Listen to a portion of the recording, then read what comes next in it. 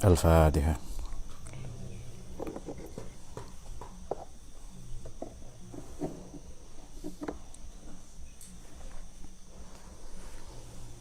Bismillahirrahmanirrahim. Alhamdulillah, salatu wassalamu ala sayyidina Muhammad Rasulullah wa ala alihi washabihi wa ala ba'd.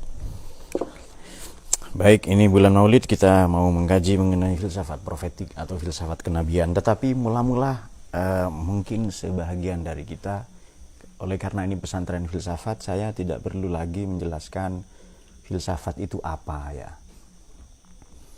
Tetapi sekurang-kurangnya dalam 10 atau 15 menit ke depan kita akan menelusuri bersama-sama, menapak tilasi perjalanan filsafat itu bagaimana.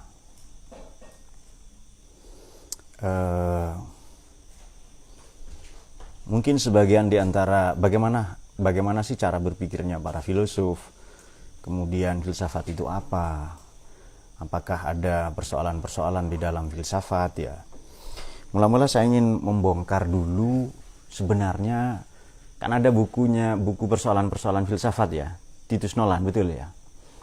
Sebenarnya menurut saya tidak ada persoalan dalam filsafat itu. Dua asumsinya, jangan asumsi, alasannya langsung itu. Tidak ada persoalan di dalam filsafat. Mengapa? Filsafat ini kan keseharian kita. Filsafat ini sesuatu yang omnipresent, hadir setiap hari.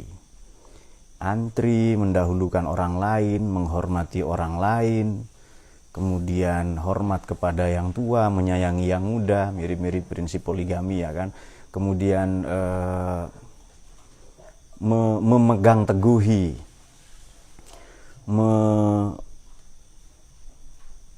menyuburkan pemahaman kita mengenai prinsip, mengenai ideologi, mengenai Pancasila, itu semua sebenarnya sudah filsafat ya.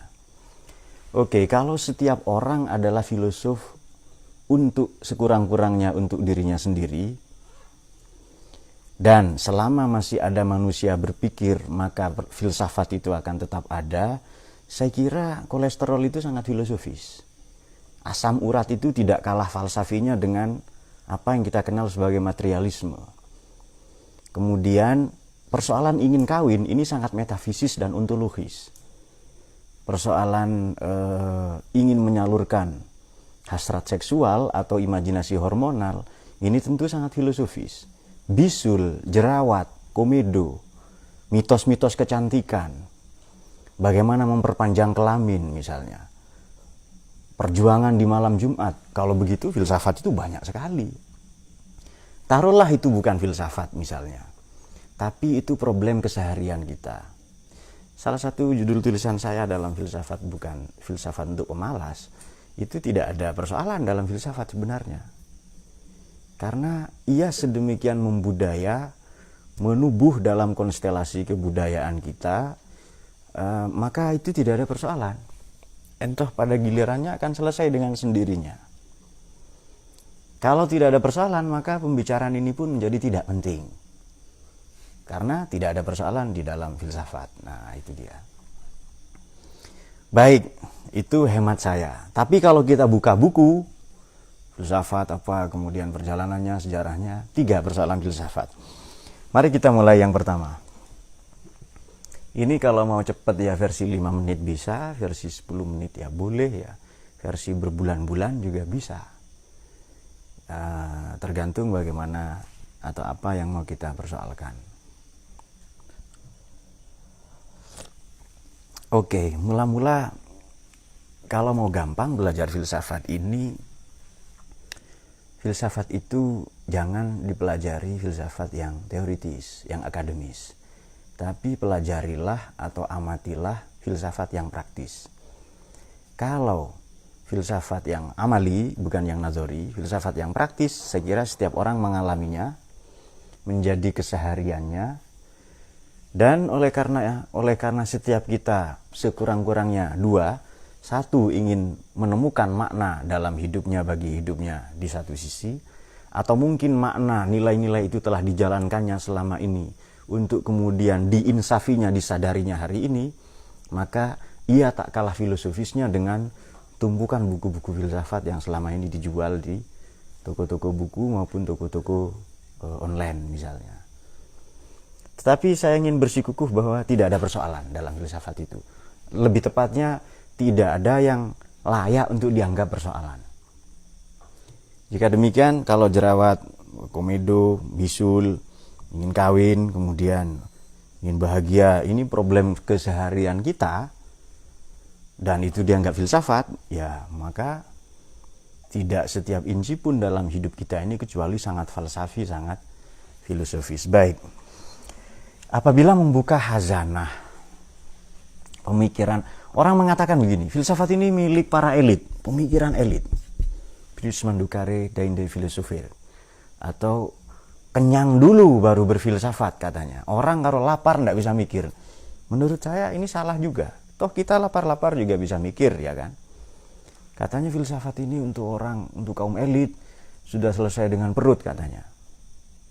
Anda boleh melukis, boleh berkhotbah, tetapi kalau Anda punya persoalan dengan perut Anda, maka tiba-tiba semuanya nirmakna atau kuasi nilai. Kok bahasanya terlalu repot begini ya? Kita ganti yang gampang saja. Tapi kalau Anda sudah mulai bingung, itu sudah filsafat berarti. Oke. Jadi filsafat 2, teoritis praktis ya. Teoritis itu akademik, nazoriyah, yang praktis amaliyah. Oke.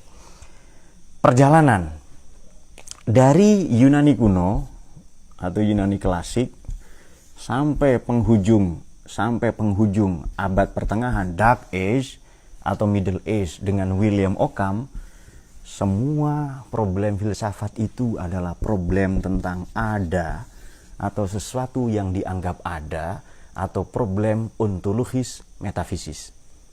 Mulai agak sulit bahasanya ini. Tapi karena ini pesantren para filosof, saya kira tidak sulit untuk mencerna ini. Jadi dari dulu problem itu problem tentang ada. Asal usul semesta, nous, apa? To apeiron katanya. Kemudian apa lagi? Problem-problem pencarian atau akar muasal atau prinsip semesta itu. Jadi alam ini terbuat dari apa? Asal usulnya bagaimana? Walhasil pertanyaan tentang ada, tentang hakikat ada, tentang ontos ada dan logos diskursus.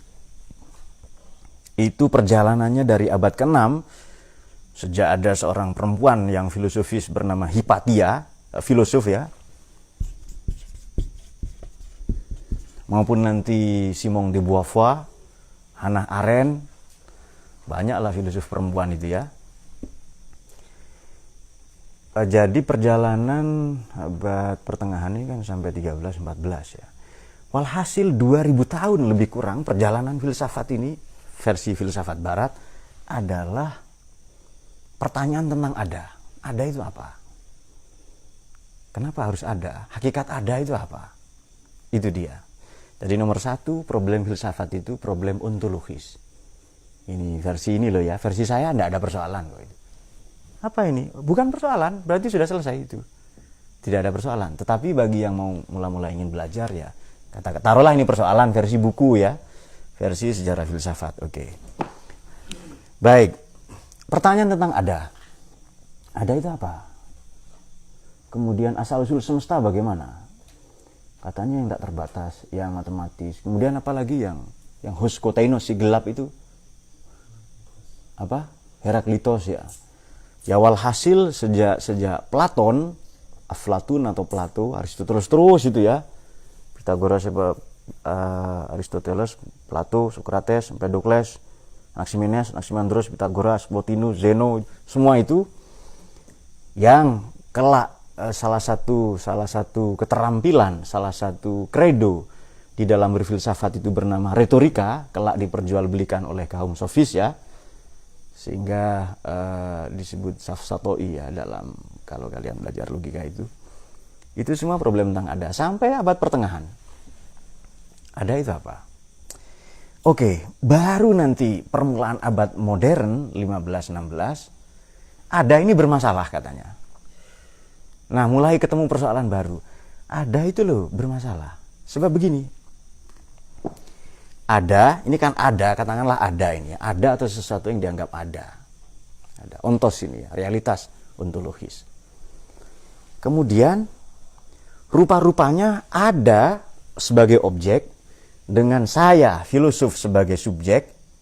ini ada jarak yang memediasi, ada rentang, namanya hubungan mediated ya, hubungan media, ada jarak yang merintangi, yang membatasi antara saya dengan sebuah realitas yang kita anggap ada tadi itu, ontologis itu, hubungan mediatek itu, ada hubungan yang dijembatani oleh, agak sulit bahasanya, oke gini saja. Jadi gelas ini kan ada. Tetapi di dalam pikiran saya, gelas ini bukan gelas, tetapi konsepsi tentang gelas, tasawwurot ya, tentang gelas. Jadi bukan gelas sebagai benda material, tetapi konsepsi tentang gelas yang ada dalam pikiran saya. Maka ada satu realitas, ini problematis ini. Boleh jadi bukan gelas. Kalau kita kasih tanah, atasnya ada kembang-kembang, ini pot namanya. Kemudian kalau ini lengkap satu kontainer, kemudian diserahkan kepada calon istrimu, namanya mahar.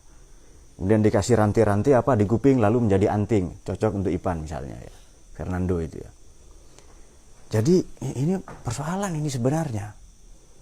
Karena rupa-rupanya ada itu konseptual. Ada hubungan yang menjembatani antara saya, subjek, aku, dengan realitas bernama ada tadi itu, hubungan itu bernama hubungan mediatek atau konseptual tadi itu. Yang dijembatani oleh, apa yang menjembatani? Konsep. Maka ada satu fakta, ada satu ada yang tidak bisa disangsikan, ada itu adalah saya yang berpikir. Atau hemat saya, pandangan saya sebagai subjek tentang ada. Ini bisa problematis, tapi fakta bahwa saya memikirkan tentang yang ada, itu tidak problematis. Nah, modern itu kan. Maka filsafat ini bergeser. Persoalannya, nomor satu kan tadi kan. Bergeser dari ontologis menuju epistemologis.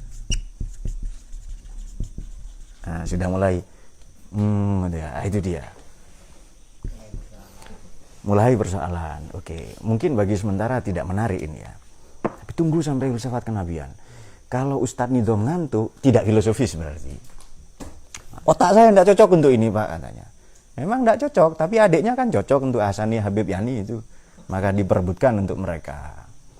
Jangan lupa di sirkuit, di lintasan perebutan jodoh di kontestasi yang sangat kejam ini, ada pihak-pihak keempat, kelima, boleh jadi Yogi, boleh jadi Falah, boleh jadi Divan ya.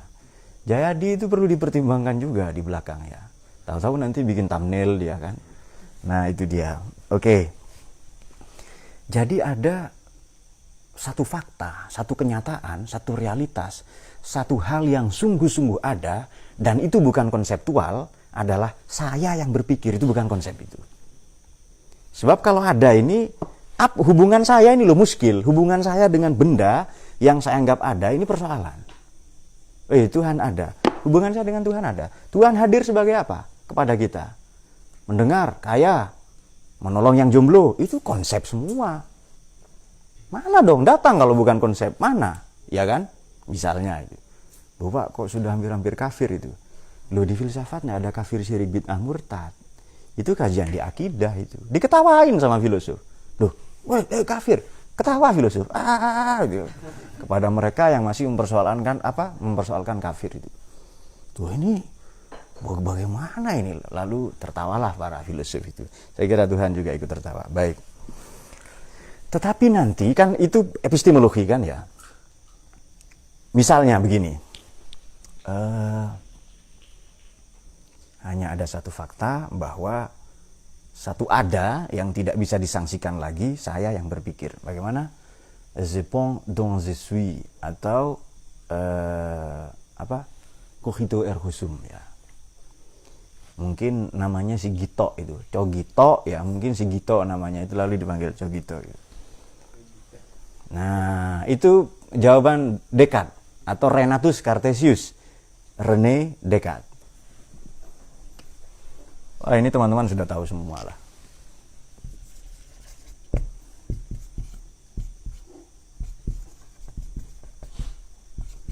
Renatus Cartesius atau René Descartes. Di matematika kita mengenal diagram-diagram ya Cartesius itu. Oke. Kemudian begini. Logika dari zaman dulu, dari zaman Yunani, sejak zaman Aristoteles yang menyatakan logika itu organon, Nanti logika itu ilmu setelah Ibnu Sina, Ar-Ra'is, Ali, Ibnu Sina, Ar-Ra'is ya. Jadi ilmu itu dua, imma tasawuran wa imma tasdikon ya. Itu ada mantik masyrikiyin ya. Dulu saya ingat yang ngaji ke saya itu Pak Akif ya, yang tua-tua dulu. Nafis itu pernah juga bersama Pak Akif ngaji itu. Mantik masyrikiyin ya. Oke. Filsafat ini pun konsep logika itu pun konsep. Contoh, setiap malam Jumat hujan. Malam ini adalah malam Jumat. Maka simpulannya adalah malam ini hujan. Itu en ratione bahasa Latinnya. En realisnya, kenyataannya malam ini tidak hujan. Berarti hanya di konsep hujan itu. Benar ini Pak. Jadi premis mayor, terminus medius, premis minor, konklusi. Muqaddimah sugro, muqaddimah kubro, lalu natijah ya. Malam ini setiap malam Jumat hujan. Malam ini adalah malam Jumat. Para jomblo berdoa supaya tidak hujan ya. Kemudian simpulannya maka malam ini adalah hujan seharusnya. Itu en ratione dalam konsepsi logika betul. Tapi di kenyataan tidak ada. Berarti logika kuno, logika konservatif yang terus dipelajari sampai sekarang, kemudian itu versi Aristoteles, itu tetap persoalan juga itu. Muskil juga itu persoalan. Kenapa? Ia hanya bicara konsep. Maka nanti datang Georg Wilhelm Friedrich Hegel. Georg Wilhelm Friedrich Hegel. Ini masalahnya, Cong, katanya Hegel. Ini loh problemnya. Saya kasih tahu, katanya Hegel. Kalau kita membaca Hegel, karya-karyanya Hegel ya, yang logika terutama ada yang tidak bisa disangsikan itu ide. Dan ide yang absolut itu spirit, bahasa Jerman ini, Geist cara membacanya. Roh, itu yang tidak bisa disangsikan. Makanya yang kalau kita bicara dialektika Hegel itu bagaimana tesis, ya, antitesis, dan sintesis. Tidak, itu orang yang tidak baca Hegel begitu itu. Atau baca Hegel dari terjemahan, dari kutipan. Kalau baca Hegel asli tidak begitu. Bisakah ada pertentangan kalau di dalamnya tidak ada potensi pertentangan? Jadi sebenarnya pada buku Kondom Gergaji, katakanlah buku ini Kondom Gergaji ya, buku di sebelahnya kebetulan ada saja di meja ini ya, Nabi Muhammad bukan orang Arab, dua-duanya buku saya. Pada buku Kondom Gergaji ini sudah ada negasi mengenai bukan kondom gergaji, ya kan? Pada buku Kondom Gergaji, tesis, ada sintesis enggak di dalamnya ini? Ada. Maaf, ada antitesis enggak di dalam ini? Jadi pada buku Kondom Gergaji sudah ada negasi tentang kondom gergaji. Namanya antitesis. Oke. Pada buku Nabi Muhammad bukan orang Arab, ada konsepsi non buku ini. Artinya sudah ada negasi tentang Nabi Muhammad bukan orang Arab. Non Nabi Muhammad bukan orang Arab. Kalau begitu, tesis yang di dalam tesis itu sudah ada antitesis, ketemu antitesis, nanti melahirkan tesis bersama shin yang disebut sintesis. Plus tambah plus sama dengan minus, ya kali plus ya. Plus kali minus sama dengan minus, tapi minus kali minus sama dengan plus. Jadi sintesis itu plus itu. Kenapa? Karena minus kali minus. Agak sulit memang ya. Oke, tesis. Betul tesis begini ya. Di dalam tesis sudah ada antitesis. Kalau tidak ada yang bertentangan di dalamnya mana bisa? Tambah antitesis. Nanti melahirkan antitesis. Berarti minus kali minus sama dengan plus. Bisa diterima oleh yang guru matematika ini misalnya? Bisa ya. Kita belum bicara filsafat kenabian, belum ini. Baik, singkat cerita, ini nanti ada pemuda namanya, sebab Hegel itu begini. Jadi ada ide, ada realitas, ada yang tidak bisa dibantah lagi itu bukan katanya, bukan bukan saya yang berpikir, bukan. Setiap wujud eksisten ini, setiap yang benda-benda yang kelihatan ini, jamadat, benda padat, tanah, kayu-kayu itu semua disebut jamadat itu. Ini semua yang ada ini diatur oleh ada yang hakiki namanya Geist, atau tulisannya ya, bacanya dalam bahasa Jerman Geist, oleh roh itu. Hai guys, itu roh berarti. Hai roh itu. Disebut roh halus berarti itu. Geist, oleh roh itu. Oleh spirit itu ya. Oleh roh absolut, oleh ide yang absolut. Dan kita hanya wayang-wayang saja. Tentu kalian ingat ya, cara berpikir seperti ini. Bagi yang terbiasa belajar teologi itu kalian tahu pandangan siapa dan bagaimana. Oke. Jadi kita ini tubuh-tubuh al-majbur, tubuh-tubuh terpenjara, tubuh-tubuh jabariyah itu. Hampir Wahabi sudah. Tubuh-tubuh jabariyah itu yang dikendalikan oleh roh, yang dikendalikan oleh yang maha tinggi. Apakah itu Tuhan? Nanti dulu. Oke. Ini persoalan ini, pernyataan Hegel ini persoalan. Oke, persoalannya di mana?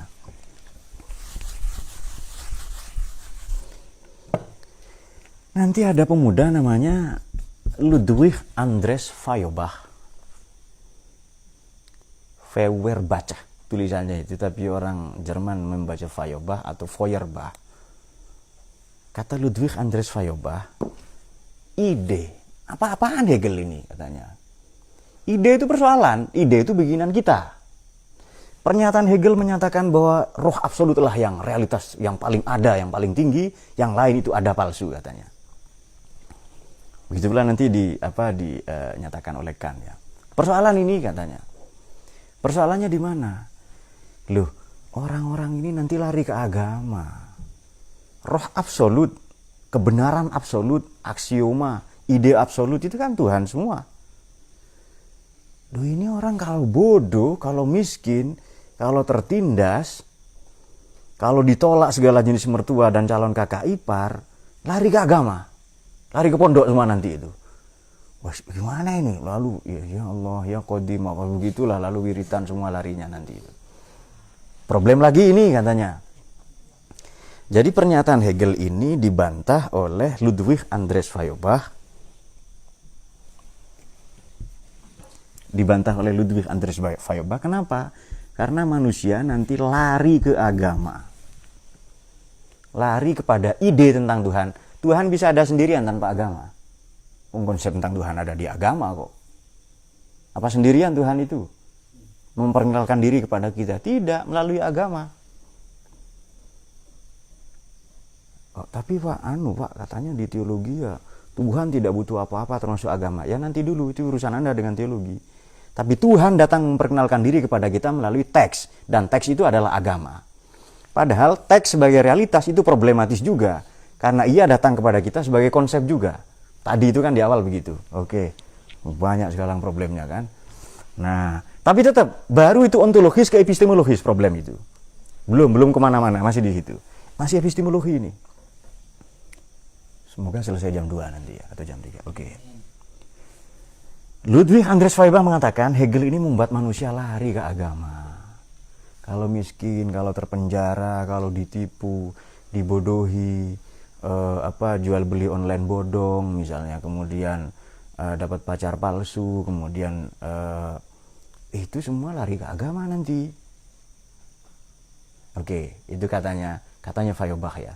Membuat orang menjadikan agama pelarian, padahal ide itu bikinan, kata Feuerbach, disebut dalam Das Wesen das Christentum, intisari ajaran Kristen, the essence of Christianity, Das Wesen das Christentum, atau the essence of Christianity, katanya Ludwig Andreas Feuerbach ini. Loh, orang nanti lari ke agama. Padahal ide tentang Tuhan, tentang agama, tentang Nabi, itu bikinan manusia. Saudara kita meyakini Ahmadiyah, ya kan misalnya. Bikinan Inggris. Ya bikinan manusia berarti itu. Apalagi misalnya Asy'ariyah, kemudian apalagi teologi-teologi itu, sekte-sekte, bikinan manusia bukan? Ijtihadnya manusia itu. Walhasil agama menurut Feuerbach loh ya, bukan menurut saya ini, Ludwig Andreas Feuerbach itu. Tapi kayaknya benar juga. Wih, benar ini ada. Kata Feuerbach, agama ini bikinan manusia. Ide-ide tentang Tuhan juga bikinan manusia. Konsep surga neraka juga bikinan manusia. Kitab suci pun bikinan manusia. Karena ide tentang Tuhan bikinan manusia. Nah, ini kata mereka ya. Katanya Ludwig Anders Weber. Oke. Pak, kok ini kayaknya sudah mulai mau kafir, Pak. Diketawain oleh para filosof nanti itu. Oke. Jadi kalau Anda menerta apa, wah kayaknya mulai kafir, filosof datang. Ada itu apa? Bingung mau jawab kan? Ada itu apa katanya. Nah, nanti bingung itu. Ada itu Pak, asal usulnya sperma. Sperma itu apa? Lalu enggak tahu dia, nanti bingung itu.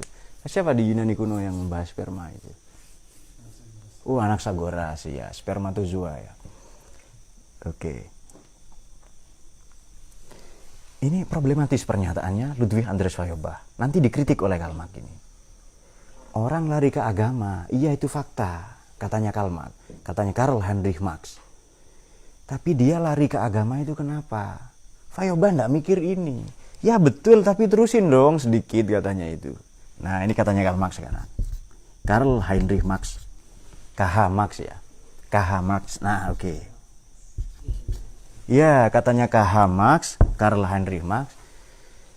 Ini Weber ini enggak selesai mikirnya. Mungkin salah rokok atau salah ngopi lah ini. Atau terlalu lelah ya kerja di bangunan. Manusia lari ke agama ini kenapa? Katanya Karl Marx, karena di masyarakat dia tertindas, karena dia kalah secara ekonomi. Tertindas di masyarakat itu. Jadi ada dua kelas masyarakat itu. Memang cita-citanya makan masyarakat tanpa kelas ya. Jadi ada masyarakat mustakbirin, ada mustadafin. Mustakbirin itu borjuis, mustakbirin proletar primordial. Dua masyarakat itu. Ini sebenarnya supaya sok-sok agamis saja lah ya. Borjuis dan proletar. Mustakbirin, mustadafin. Proletar primordial. Borjuis, korporasi misalnya. Loh, orang ini lari ke agama kenapa? Ya karena tertindas di ekonomi. Dia kalah. Jadi orang ini semakin rajin ke tempat-tempat ibadah, ke gereja, ke pura vihara, ke masjid maupun tempat ke sinagoga atau sinagog, semakin dia miskin. Jadi orang-orang kaya ke restoran, liburan, ke mall, dia mengadu ke Tuhan itu. Bahkan nanti di gereja itu ada dua orang, begini.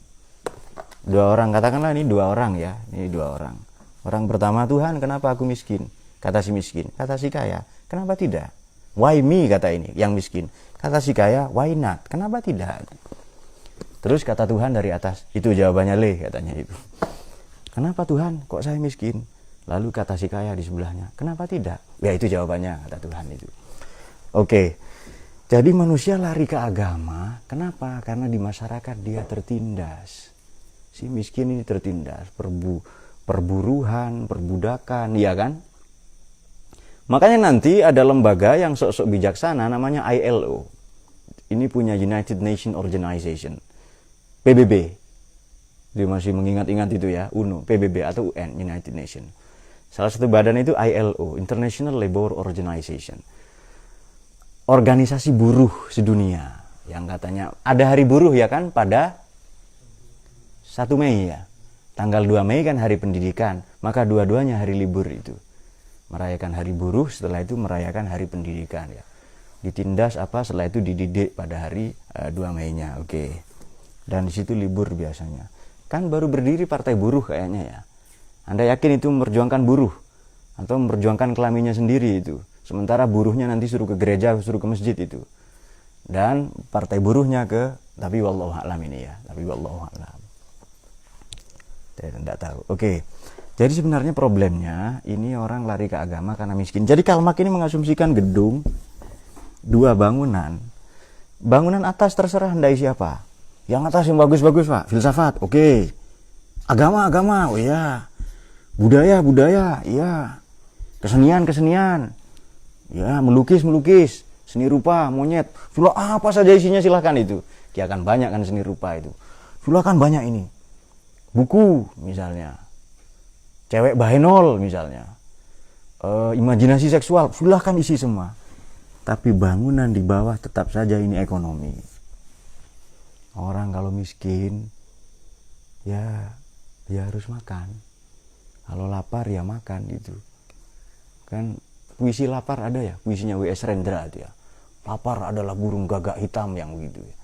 Gagak hitam bagaimana lah, dulu saya sudah tidak terlalu penyair sekarang karena sudah ada Ustadz Yani. Oke. Jadi di atas terserah itu. Tetapi Überstufen dalam bahasa Überstufen bahasa Jermannya, di atas ini nanti terserah apa, tapi bawahnya ekonomi. Silakan Anda siapa. Oke. Sementara pemikiran ini berlangsung, ya kan? Ini kan berlangsung terus, nanti sampai lahir mazhab Frankfurt ini.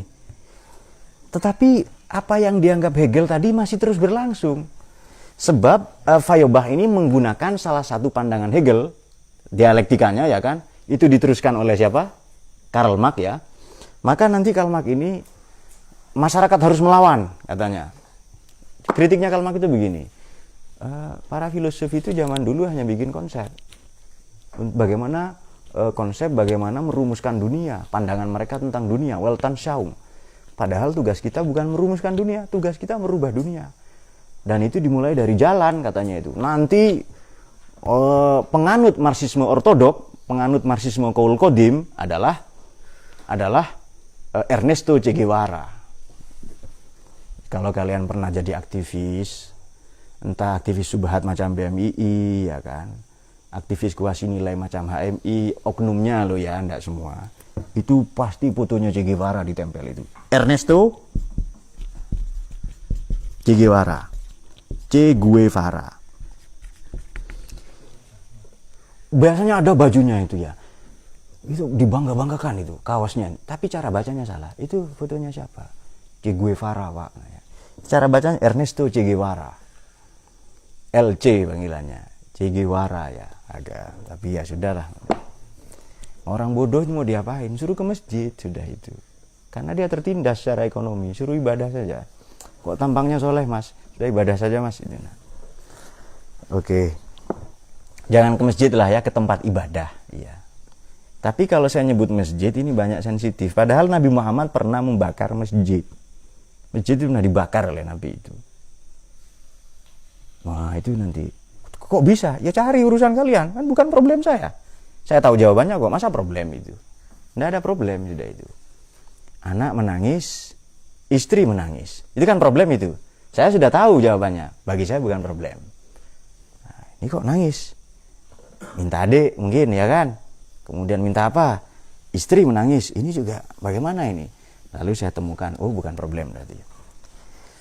Nanti teman-teman lihat ya aplikasinya kayak apa. Saya nggak tahu tiba-tiba ada aplikasinya kayak. Oke. Kata Ernesto Che Guevara, mendidik pemerintah dengan pemberontakan, mendidik rakyat dengan pergerakan. Salam pergerakan, lalu teriak-teriak ya.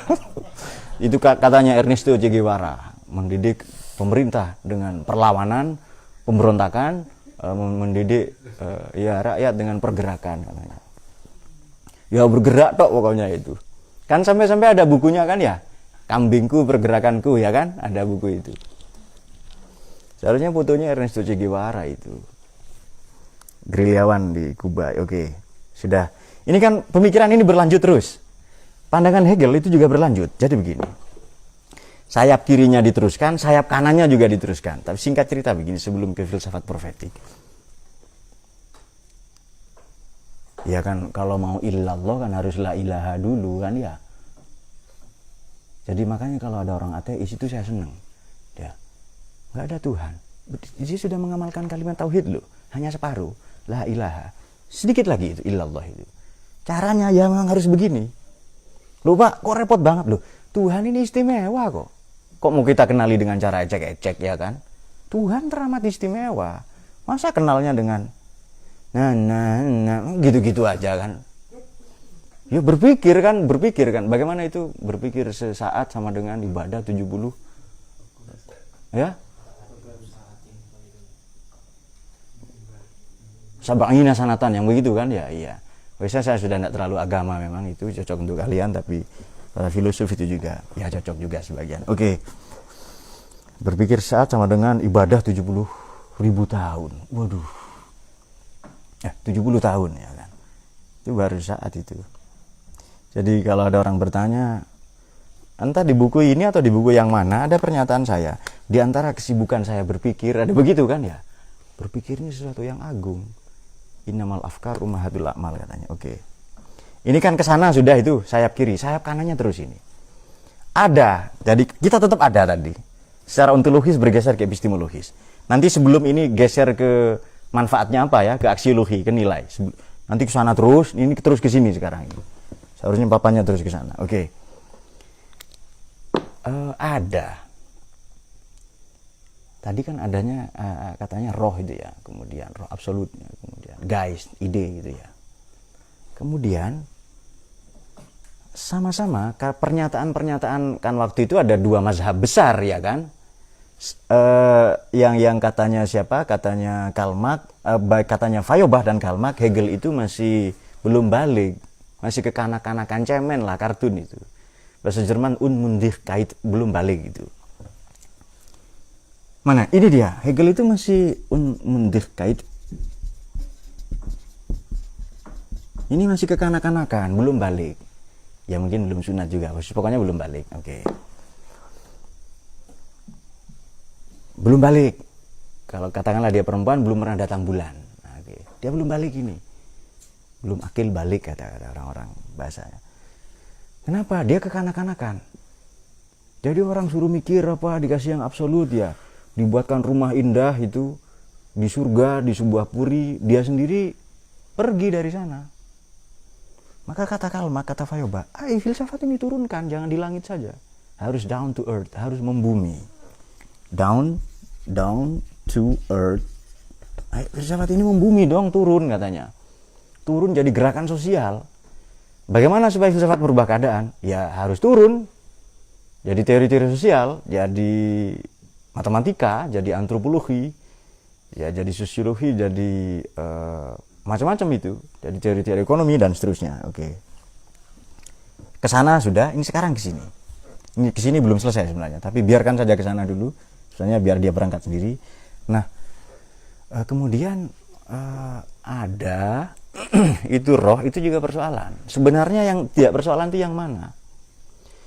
Ada ini bertengkar kan? Siapa tadi katanya ada itu yang nyata, sungguh-sungguh ada fakta yang realistis ya, yang sungguh. Sebab katanya Hegel itu yang real ya pasti ideal, yang ideal pasti real. Itu katanya Hegel itu. Yang real pasti ideal. Yang ideal itu apa? Ya roh itu, guys, spirit ya. Yang real pasti ideal, yang ideal pasti real. Oke. Kemudian tadi katanya Descartes begini, sebelum Hegel ya, katanya Descartes. Itu kan ada dua mazhab. Mazhab empiria, empirisme dan rasionalisme. Mazhab empirisme ini Hume, kalau nyebut tokoh ya, kemudian Berkeley, itu kemudian ya ada ini kebenaran ini ya yang dibuktikan. 2 tambah 2 4 misalnya. Kenapa 4? Ya pengalaman sudah membuktikan itu. Bapak lebih tua dari anak. Kata siapa? Ada orang membuktikan itu. Pengalamannya ada. Kecuali bapak lebih tua dari anak. Betul ya? Nah ada anak yang lebih tua dari bapak. Namanya anaknya buyut. Dan itu bapaknya bapak disebut kakek itu. Nanti Anda ulang sendiri ya. Putar rekamannya. Kok sulit ini? Putar lagi rekamannya itu. Supaya tidak membazir umur lah ini. Malam Jumat. Saya ada di pondoknya Habib tuh, di pondoknya Yesus di sana itu. Waktu itu sama Harry, kucing itu berdua kan, wah kucing yang dulu tewas itu loh kucing itu. Kemudian datang kucing lelaki itu, dia mati sehabis bercinta tadi malam Pak, katanya Habib itu. Lalu beliau mengambil ibrah dari itu kan, pelajaran. Fa'tabiru ya ulil absor dia. Jadi mengambil pelajaran dari sana. Terus katanya Harry, woi sana malam Jumat katanya. Kucing itu loh diusir, woi sana malam Jumat katanya. Dan tidak tahu apa malam Jumat sakral atau apa, tapi oke. Kita teruskan ke sini dulu. Jadi ada yang katanya dalam pikiran, dalam ide, atau subjek yang berpikir tentang ada, kan ada itu absolut itu roh ya, versi Hegel, yang nanti katanya Feuerbach tidak, itu bikinan kita. Kemudian katanya Descartes, sebelumnya Descartes menyatakan yang sungguh-sungguh ada itu bukan itu, ya subjek yang berpikir aku ini. Afkar idzan ana mawjud, aku yang berpikirin yang ada. Nanti di corak filsafat analitik ya abad ke-19, nanti ini cikal bakal lahirnya filsafat bahasa.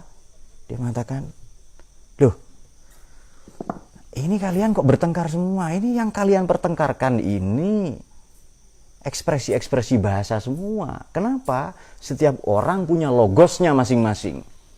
Punya Weltanschauung, punya worldview, punya vision du monde, bahasa Perancis itu. Vision du monde, worldview, pandangan jagat. Weltanschauung, bahasa Jerman itu. Orang ini punya Weltanschauungnya, bisa kan nulis itu ya? Sudah pernah lihat ya? Orang itu punya pandangan jagatnya sendiri-sendiri. Ini ekspresi bahasa semua. Nanti lahir filsafat bahasa. Kalau gitu kita pelajari bahasa saja. Sebab begini, proposisi itu apa sih? Apa yang kalian biasanya mentik itu apa? Mahtamala sidqa lidzati hijrah, ya gitu ya. Lama saya nggak hafalan itu. Betul ya namanya. Terus itu qadiyah ya, proposisi. Oke, mahtamala sidqa lidzati hijrah. Oke. Saya ngajar terakhir itu, iya, tadi aneh gitu-gitu dulu mainnya itu, iya, main kasar tok gitu ya. 2011, 2012 kayaknya saya terakhir ngajar itu. Setelah itu sudah tidak ngajar lagi. Sudah lama sekali ya. Jadi kalau masih ingat 1-2 hafalan, ya masih beruntung lah itu ya kalau. Tapi sudah banyak lah. Tadi saya mau bilang apa? Oh, proposisi. Oke. Proposisi ini adalah kalimat bermakna. Itu proposisi. Apa bedanya proposisi dengan kalimat? Kalimat itu sekurang-kurangnya subjek predikat, ya kan? Dalam tata bahasa Inggris, apakah predikat ini verbal atau nominal? Kalau predikatnya berupa kata kerja, ya kalimat verbal. Kalau berupa adjektiva, adjektif atau noun, berarti kalimat nominal. Tapi sebenarnya kalimat itu tidak ada yang nominal, verbal semua. Kalau mau jujur, kalimat itu dalam bahasa Inggris verbal semua. Kalimat nominal, Pak, katanya. Misalnya Jai. Jai is bok. Bok. Itu saja. Tidak usah teruskan. Tit belakangnya. Ini kan kalimat nominal, ya kan? Kenapa? Karena ini bok ini adalah, kok tidak ada di kamus? Tambahkan. Kok diperdaya kamus, ya kan? Pak, tidak ada di kamus? Ya tambahkan sendiri. Kamu masa diperdaya kamus, ya kan? Bahasa ini kesepakatan, bukan? Ya tambahkan kalau begitu di kamus. Pak, tidak ada Pak di kamus bahasa Inggris misalnya. Bok tit belakangnya itu, oke. Jayadi ya. Jayadi is, jangan sajalah.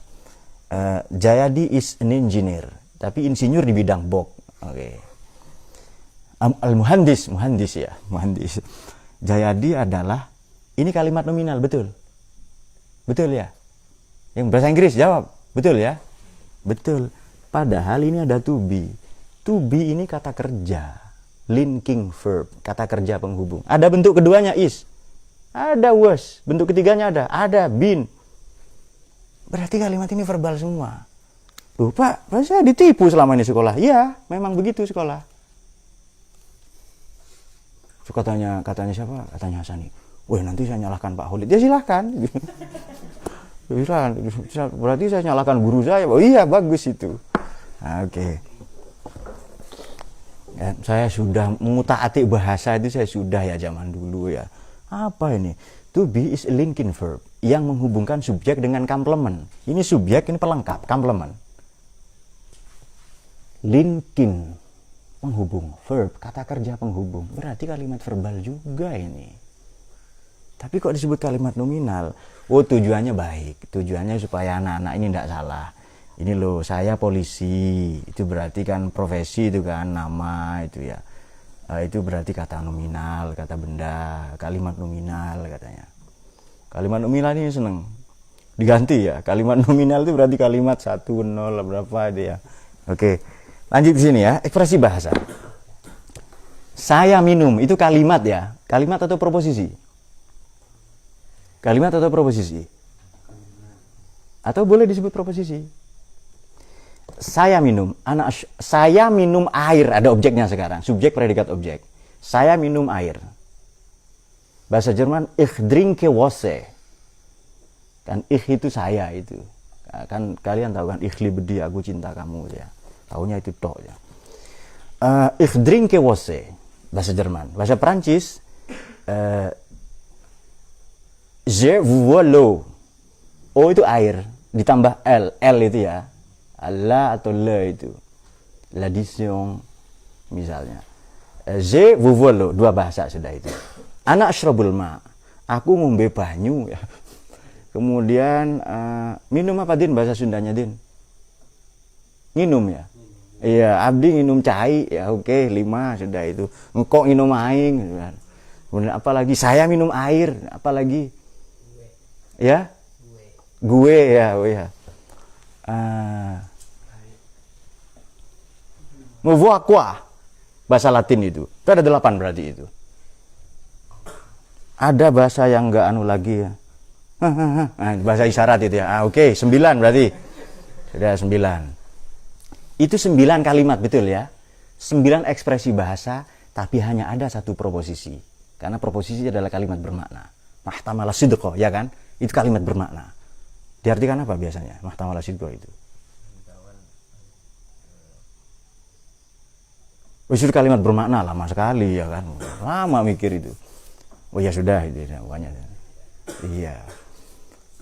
Dulu saya pernah menerjemahkan itu ya. Ya mungkin dulu ya sampai sekarang lah terjemahan saya baik lah dalam menerjemahkan itu kan. Tapi ya saya tetap belajar, tapi ya biasanya ya silakan dimakan aja. Oke. Jadi kalimat bermakna. Tadi ada berapa bahasa? Ada berapa kalimat? Bisa puluhan, bisa ratusan itu. Tapi hanya ada satu proposisi. Berarti sebenarnya yang harus kita pelajari ekspresi kita kepada ekspresi manusia kepada realitas melalui bahasa. Nah nanti lahir itu entah Horkheimer ya, Hans-Georg Gadamer, kemudian Theodor Adorno, siapa lagi Fauzi yang senang filsafat bahasa dulu itu ya. Iya, Martin Heidegger ya, Martin Heidegger bahasa Arabnya itu saya sudah lihat yang teks Arab ya. Kemudian kalau bukunya Karl Marx itu Ra'sul Mal ya, Das Kapital. Walhasil problem kita sampai sekarang karena setiap orang punya logosnya sendiri-sendiri. Tapi ini kalau diteruskan nanti problemnya itu problemnya adalah oh iya ini ngomong apa dari tadi, manfaatnya apa untuk saya? Ini bisa bikin saya kaya nggak itu? Maka nanti lahir ya entah materialisme, entah kemudian hedonisme ya, kemudian konkret di Amerika itu ada pragmatisme. Ya kita ngomong ini nih apa manfaatnya? Kok bertengkar tentang itu? Manfaatnya untuk kita apa? Nah itu dia. Ini perjalanan filsafat barat ya, anggap saja selesai. Nah nanti kalau diperiodisasi di buku-buku sejarah, corak filsafat Yunani ini cenderung kosmosentrisme. Cari asal-usul semesta. Filsafat Yunani kemudian abad pertengahan, Middle Age, Dark Age yang bercorak skolastik, berasal dari bahasa Latin sekolah. Sekolah ini apa? Belenggu. Bayar SPP, belenggu itu, pakai sepatu, kemudian ikut UTS katanya, UAS, hormat pada guru katanya, sebagian gurunya cabul, belenggu semua itu, sekolah ya kan. Nah, makanya di buku ini mula-mula nomor 1 di buku Kondom Gergaji ini kritik ke sekolah pertama kali. Wah ini dia kritik ke sekolah. Kok bahasa Inggris sulit Pak, kok matematika sulit? Karena keliru, karena disampaikan secara keliru oleh kurikulum. Kok kimia ini sulit Pak? Sejarah lebih sulit. Bagi sementara orang, sejarah lebih sulit dari matematika. Kenapa? Karena move on dari masa lalu itu lebih sulit daripada memprediksi masa depan, menghitung-hitung masa depan katanya. Dan seterusnya. Oke, apa tadi problemnya? Skolastik, membelenggu ya. Kemudian ini bercorak teosentrisme, sudah ketemu Tuhan itu, benar itu Tuhan katanya. Nanti di abad modern benar itu bukan itu, benar adalah antroposentrisme. Jadi epicentrum pemikirannya manusia. Baru nanti di posmo itu adalah logosentrisme, logos masing-masing orang. Nah, saya teruskan yang Karl Marx sedikit sebelum ke filsafat profetik ya. Filsafat profetik itu 5 menit saja, tapi memang begitu filsafat itu muqaddimahnya katanya. Ini muqaddimah kubro lo ya, muqaddimah sugro, kubronya nanti. Oke. Katanya Karl Marx itu begini. Itu kan dikritik habis-habisan.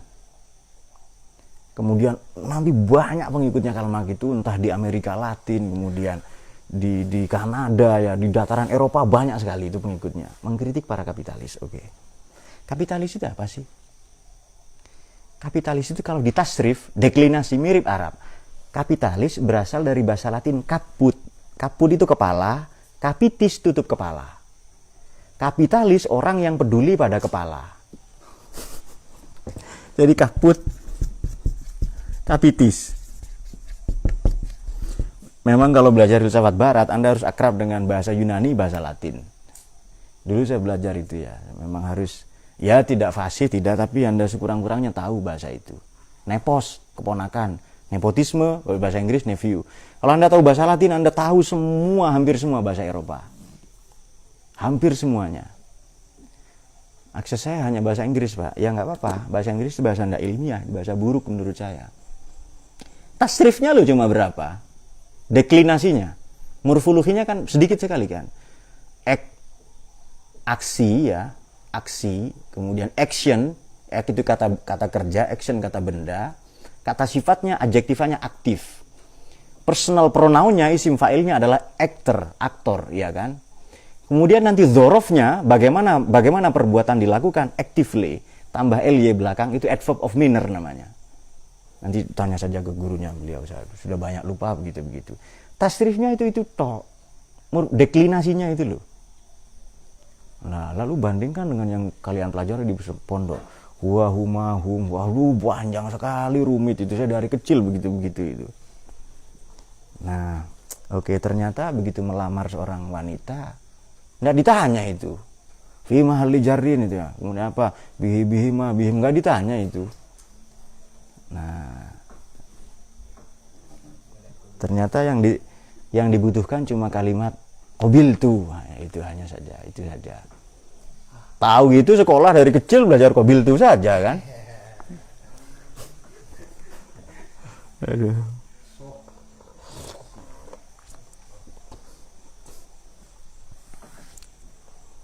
Dan seandainya di akad nikah itu kalian sariawan, jadi nggak keluar kata qabil gitu saja misalnya, jadi boleh dengan mengangguk. Tahu gitu sekolahnya belajar mengangguk saja dari kecil ya kan. Kemudian apa, sakit leher, kemudian sariawan, sementara hari pernikahan sudah ditentukan kan, orang datang, kerabat, tetangga, petugas KUA datang, nggak bisa qabil tuh, isyarat dengan jempol itu boleh. Jadi gini saja, itu dianggap sah itu. Nah, gitu saja. Kalau disepakati misalnya kan ya, jadi sah ya gini. Kan qabil itu begini kan ya. Saksi-saksi itu ditanya, saksi-saksi bagaimana itu ya. Saksinya langsung begini. Apa bagaimana itu ya? Atau meninju ke udara lah itu seperti. Oke. Jadi apa tadi, kaput itu kepala ya, kapitis itu kepala, kapitalis penutup kepala. Jadi kapitalisme mengenal hak pribadi. Nah, nanti kritik-kritiknya Marx dipakai oleh perusahaan. Jadi Karl Marx itu Das Kapital yang jilid kedua itu kan tidak selesai, diselesaikan bersama Friedrich Engels ya kan. Karl Marx sibuk demo tok macam Habib itu tidak selesai, urusan akademik itu tidak selesai itu. Jadi karyanya. Loh, kalau beliau Yesus Habib ini bukan Yesus yang apa Nabi Isa atau apa, bukan kan, Yesus lain, Yesus nama saja. Kan ada pemain bola Yesus kan ya, Yesus nafas itu kan ada itu. Oke. Jadi kalau Habib ini enggak, jadi tidak satupun sekolah yang mampu memberi prestasi atau gelar ke beliau. Karena sekolah ini sekolah bahasa Latin artinya belenggu. Belenggu sekolah itu. Kan filsafat abad pertengahan bercorak skolastik ya kan, skolastisisme maknanya membelenggu. Oke. Kemudian diperbaiki. Weh, ini demo nanti buruh, perempuan direkrut, dipekerjakan dengan iming-iming setara dengan lelaki, kemudian dikasih gaji rendah, jam waktunya kerja dari jam 8 pagi, jam 4 sore, dikasih hari libur, kalau lewat itu ada jam lembur, dia makan di restoran yang sama dengan pimpinan. Perut mereka kenyang kan? Materi terpenuhi, ada revolusi, ada demo seperti dibayangkan Karl Marx. Marxisme Qaul Qadim tidak berlaku. Marxisme ortodok itu loh. Marxisme Qaul Qadim tidak berlaku itu. Wah, tapi ada pengikutnya yang ortodok. Maka ini pasti benar katanya. Sama dengan Ibnu Rus. Akalnya Aristoteles tidak mungkin salah katanya. Itu kata Ibnu Rus itu. Nggak mungkin salah itu katanya. Manusia, masa nggak mungkin salah katanya. Nah, itu katanya Ibnu Rus ya. Oke. Tapi penganut Marxisme ortodok, Marxisme Qaul Qadim ya, kan yang nanti mazhab Frankfurt kan Marxisme Qaul Jadid itu kan, jadi teori kritis semua kan nanti kan. Salah satunya yang ikut belakangan nanti Erich Fromm, yang psikologi juga ya, psikolog juga, sebagian psikopat. Kemudian maka mengenal hak pribadi. Di mana negara paling kapitalis menurut Anda? Anda menganggap Amerika? Tidak. Amerika itu kapitalisme terstruktur, diatur negara, ada undang-undangnya. Rimba kapitalisme yang sesungguhnya itu Indonesia. Itu rimba raya, hukum rimba itu. Survival of the fastest. Yang cepat dialah yang menang, bukan the fittest lagi itu. Jadi rimba raya, kan nanti kan sebelum ini kan ada one dimensional man, siapa itu? Herbert Marcuse, ya kan? Jangan dibaca Marcus. Itu loh kalau enggak, tapi ya sudah Marcus, sudah. Herbert Marcuse, oke. One dimensional man. Masyarakat satu dimensi itu membuat penjara bukan di penjara, tetapi penjara itu di tengah kota. Kenapa? Dia terpenjara HP, terpenjara iklan, terpenjara imajinasi bokep, imajinasi hormonal, boktit, ya. Nah, dia dipenjara oleh iklan-iklan. Dia merasakan kedamaian, ketentraman di tengah keterpurukan. Ya kan? Operasi wajah sulit, ya kan? Kan banyak yang gagal muka, gagal wajah itu. Kasih kamera yang bagus. Langsung itu. Apa namanya kalau kinclong itu apa? Glowing. Oke ya. Makanya saya agak ketinggalan yang begitu-begitu itu. Nah, dikasih kamera yang bagus-bagus. Itu solusi cepat. Kan di Cina itu ada. Kemarin kan digugat kan, yang menang berapa? 17 miliar atau apa gugatan dalam rupiah ya, bukan dalam yuan atau yen ya, yuan. Oke, bagaimana? Jadi ada suami istri, ini suami ya, ini istri, sama-sama berkulit putih. Ternyata anaknya hitam. Digugat ke pengadilan. Ternyata entah si suami ini kan saling menggugat. Kok nggak mirip saya? Memang nggak mirip, tapi kan mirip anumu kan hitam katanya. Terus jengkel ini saling apa? Nanti ketahuan bahwa si istri ini operasi kulit beberapa kali, operasi plastik itu loh. Jadi sebenarnya berkulit hitam, seperti kan ada ya beberapa orang. Kan ada penyanyi yang berkulit hitam ada kan ya. Kenapa? Mirip anumu apa? Mirip rambut. Terus salah paham jam segini. Ini loh kalau. Mana kampungnya sampean itu yang calon istrinya mana? Jawab. Bangkalan mana? Apa? Ya? Ya enggak, desanya apa? Itu kan kecamatan itu. Apa? Desanya Kampe ya. Iya betul ya. Dia siap-siap Kampe nanti gitu. Pura-pura nggak tahu, saya sudah kasih undangan kok itu ya. Dia membela diri, siapa Divan itu membela diri. Oh, sudah disogok rokok itu ya. Oke, kita sampai di mana tadi? Baik, sekarang ke filsafat profetik. Ini selesai, katakanlah selesai ya. Jadi kapitalisme begitu. Dikritik terus tapi dia memperbaiki. Sekarang stabil enggak kapitalisme itu? Indonesia itu rimba rayanya kapitalisme. Enggak ada lawan kan, kalau dulu kan dipertentangkan dengan komunisme. Runtuh tembok Berlin. Itu artinya Jerman Barat dan Timur bersatu kan? Jerman Barat ini dijajah Amerika, Jerman Timur dijajah Soviet bersatu. Kemudian Soviet hancur itu, pecah jadi negara-negara itu. Tidak ada hantunya sudah itu. Tidak ada. Lawannya kapitalisme tidak ada itu. Kalau sekarang orang teriak-teriak komunis, Pak, ya itu dia butuh makan saja. butuh memenuhi hasrat selangkangan politiknya atau syahwat politiknya. Oke. Komunisme runtuh. Komunisme, kapitalisme berjaya ya. Ini berjaya, ini turun, ini runtuh ini. Sekarang ini sendirian. Perlu musuh enggak kira-kira itu? Ya perlu musuh supaya juara. Itu geleng-geleng kepala, tapi ya sudah enggak apa-apa. Saya anggap geleng-geleng kepalanya itu olahraga saja ya. Ini beberapa sudah ngantuk. Oke. Kok ngantuk pada ilmu? Itu kan agak aneh kalian ini ya. Takbir nggak ini? Kapitalisme kan ini juara. Kalian kapan jadi pahlawan? Ya harus ada musuhnya. Pernah nonton filmnya siapa yang Mission Impossible ketiga itu loh? Pahlawan itu kan butuh musuh kan? Apa judulnya itu yang kaki kelinci itu, rabbit foot itu? Yang dia menyusup ke Vatikan ya? Oh, sudah lama sekali film itu. Kalian enggak kenal itu. Oh, ya sudah, kakek Sugiono anggap saja tokohnya itu, oke. Ini kan berjaya, ini sendirian. Harus ada musuhnya. Ini sudah runtuh. Sudah runtuh tembok Berlin, kemudian Soviet tadi ya. Nah, musuhnya apa? Dibikin musuh ini. Sejak 94 ada dua musuh. Nomor satu, sektarianisme. Yang kedua, fundamentalisme. Fundamentalisme, oke. Maka setiap ormas, organisasi, LSM, apapun saja yang berdiri pasca runtuhnya tembok Berlin atau runtuhnya Soviet 94, pasti nuansanya ini. FPI ada nuansa sektarianisme, fundamentalisme agama. Jenderal nanti yang anu ya kan, orang kuat elit juga yang anu itu. Saya tidak usah sebutkan lah namanya siapa, kalian tahu semua. Tapi mereka tidak paham ini, Pak. Oh iya, orang bodoh kok mau paham itu.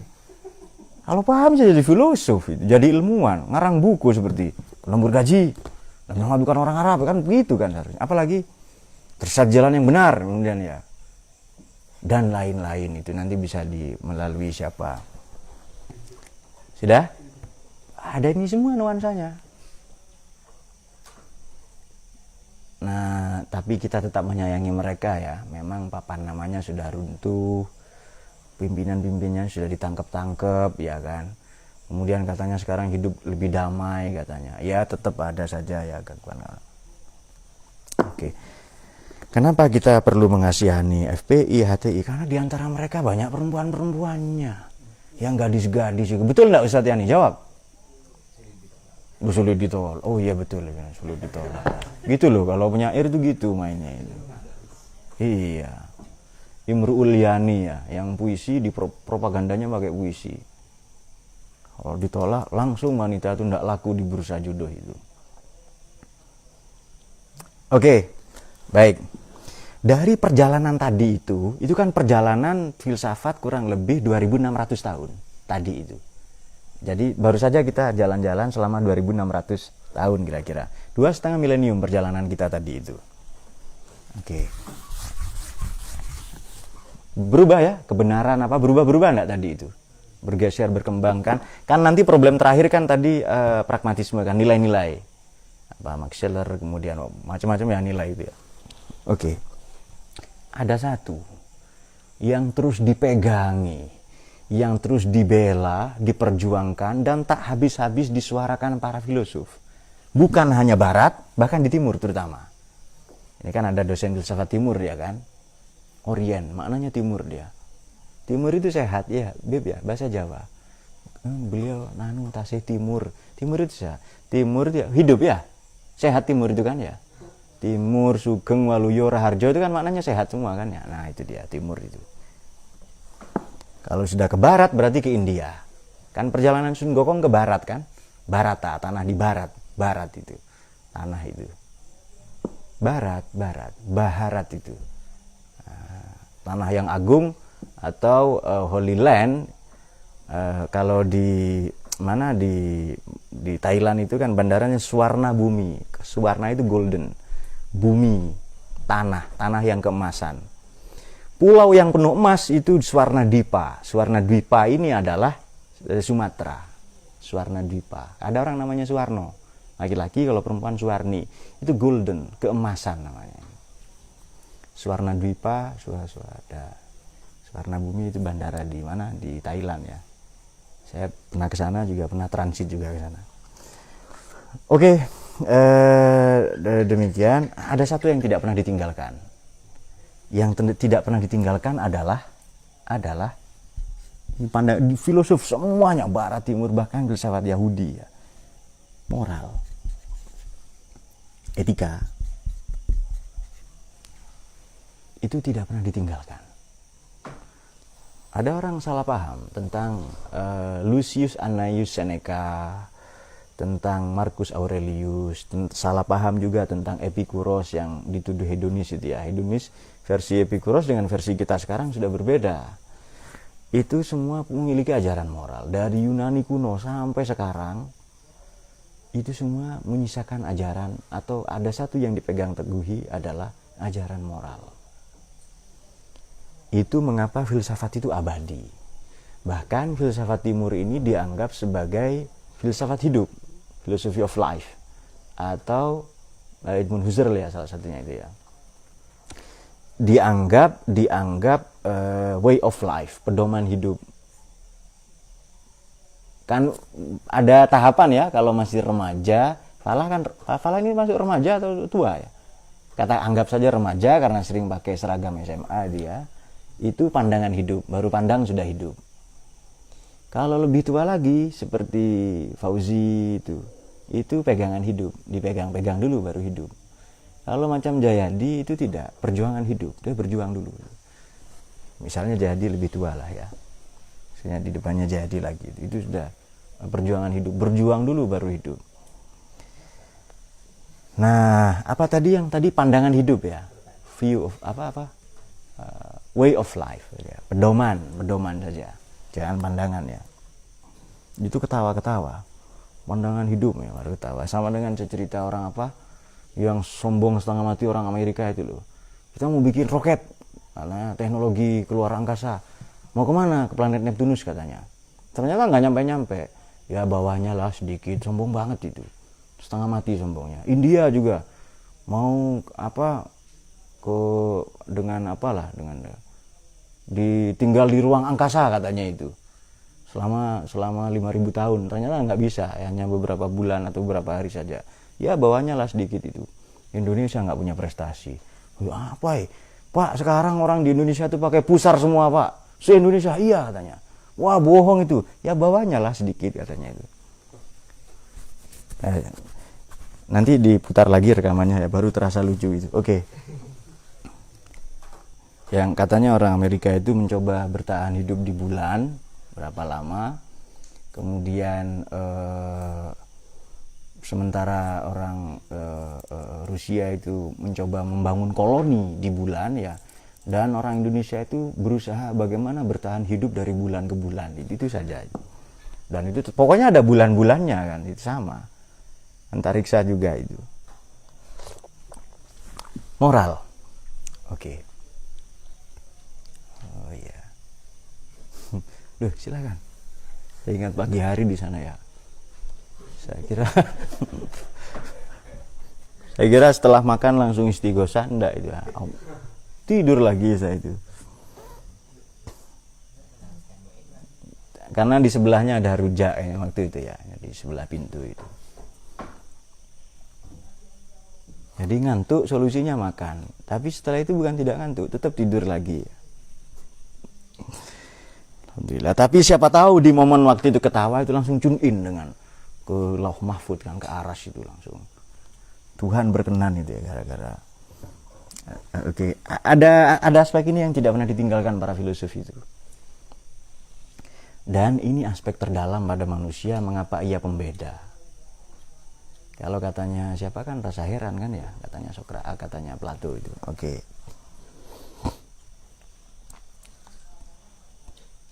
Sama-sama nabi, Nietzsche juga nabi.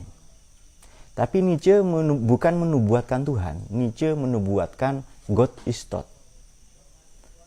Nietzsche menubuatkan kematian Tuhan. Itu Nietzsche, itu Friedrich Nietzsche. God is thought itu. Karl Marx itu juga nabi. Kitab sucinya apa? Das Kapital itu. Kemudian apa lagi? Ya nabinya dia sendiri. Ajarannya di dalam itu, kemudian kitab sucinya ada, umatnya banyak itu ya. Kemudian surga neraka. Kalau terbebas dari penjajahan itu surga. Oke, dan banyak macam lah ya. Oke. Prophethood ini berbeda dua hal dengan sainthood. Sainthood itu kan walayah ya. Sainthood, prophethood kenabian. Nabi ini pasti menubuatkan ajaran tertentu. Ya Buddha, Konfusius, Lao-tzu, kemudian Socrates, itu semuanya nabi. Hermé kan merek tas. Tulisannya sama, cuma beda cara bacanya ya. Kalau ini merek tas Prancis, Hermes ini, Hermé.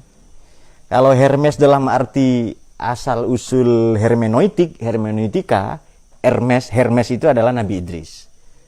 Tapi kalau merek tas Prancis itu cara bacanya Hermé.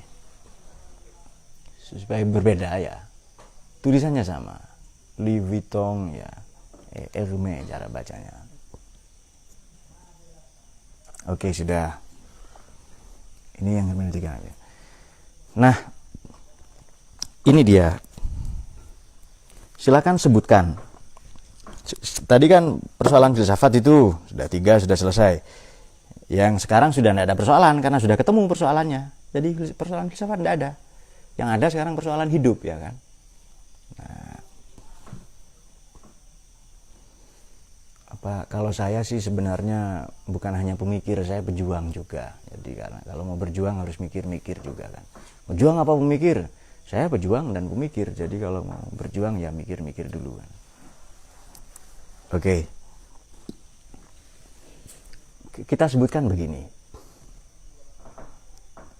Persoalan-persoalan di dunia, persoalan-persoalan di Indonesia saya sudah sebutkan waktu itu.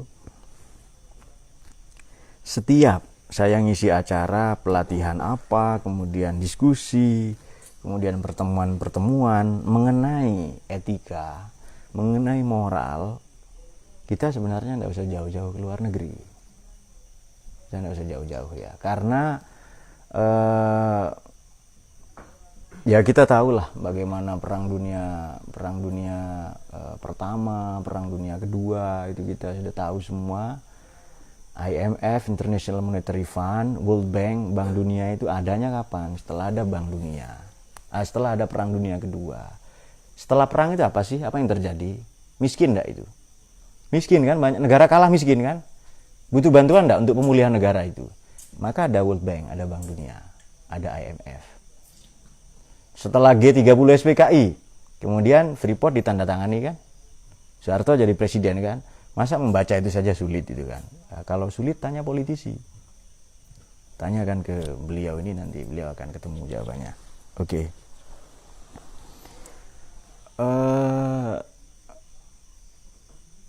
Teknologi-teknologi sekarang ini yang ada di sipil itu semua teknologi militer yang diperjualbelikan bebas untuk sipil. Internet ini dipakai di militer tahun 60-an, 61, 62. Kita baru kenal internet itu 94. 90-an lah pokoknya itu. Kalau email, berkirim email. Kemudian GPS yang kita kenal sekarang. Wah sekarang share lokasi, Sherlock katanya itu. Ini teknologi lama, teknologi 80-an di militer itu. Jadi kita sangat terlambat. Jadi teknologi ini. Nah Jerman itu dilarang. Karena bom-bomnya Amerika semua itu mengadopsi dari Jerman semua. Setelah Eropa menemukan mesin-mesin, Amerika nanti bikin mesin perang itu. Karena banyak orang.